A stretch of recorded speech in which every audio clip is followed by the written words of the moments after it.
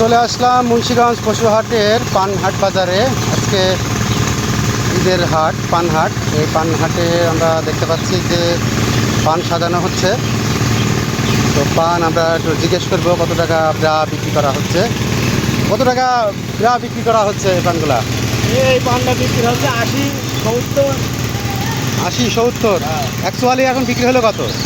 এই পান ঢাকা যাচ্ছে আর কি, ঘুরে হবে। খেতেল পান। খেতের পান ঢাকা যাচ্ছে। আচ্ছা আচ্ছা, 70-80 টাকা করে বিক্রি হবে। এক একটা ডোলের দাম পড়ে কত? ও ঠিক নেই, ও ব্যাপারীরা জানে, এই যে ব্যাপারী। আমাদের নিজের পান, চাষের পান। বুঝতে পারছি। ঠিক আছে, আমরা একটু দেখতে চাই আজকে কতটা পানের ডোল হয়েছে। আসলে ব্যাপক পানের ডোল হয়েছে, যে কারণে আমি এটা দেখার পরই এখানে আসার চিন্তা ভাবনা করলাম যে দেখি পান আজকে কতটা পান আসলে এখানে হয়েছে। আসলে যেদিকে তাকাই শুধু পানের ডোল আর ডোল। এই পানের ডোলগুলা বাংলাদেশের বিভিন্ন স্থানে যাবে, বিভিন্ন জেলাতে যাবে, সেখান থেকে ফোন করে বিক্রি হবে। দেখতে পাচ্ছেন, আমি একটু জুম করে দেখানোর চেষ্টা করছি। প্রচুর প্রচুর পান, যেদিকেই তাকাই সেদিকেই শুধু পান আর পান। তো পানের দামও ভালো।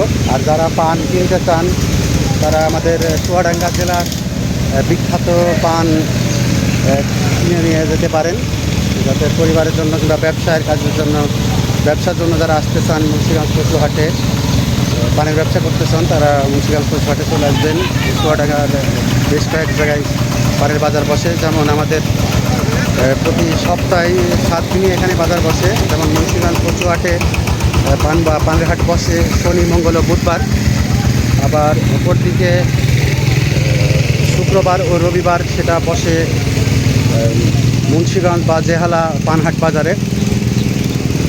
আর নীলমণিগঞ্জ বাজারে সোমবার, বৃহস্পতিবার পানহাট হয়।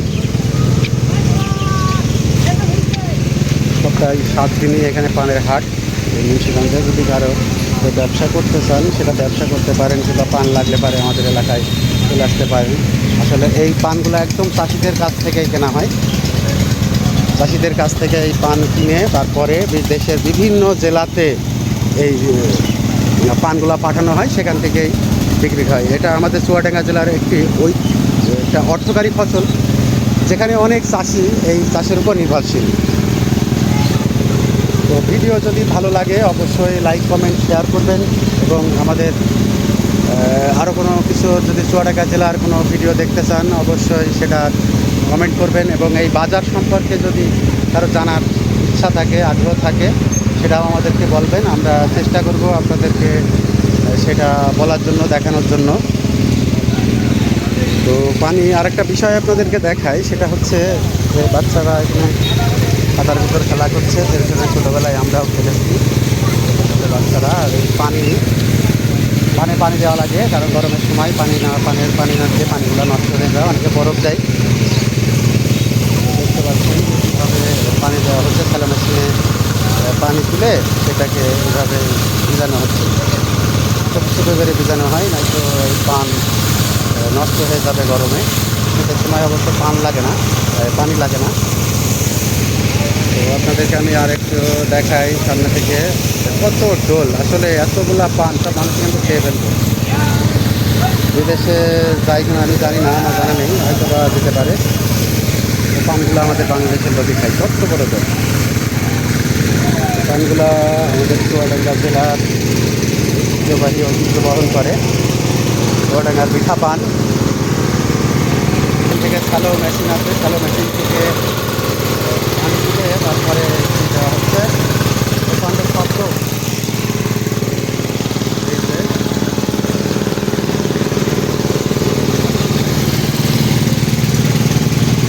প্রচুর পান। তো আজ এই পর্যন্তই। যদি এই ভিডিও ভালো লাগে অবশ্যই লাইক, কমেন্ট, শেয়ার করবেন। সবাইকে অনেক অনেক ধন্যবাদ।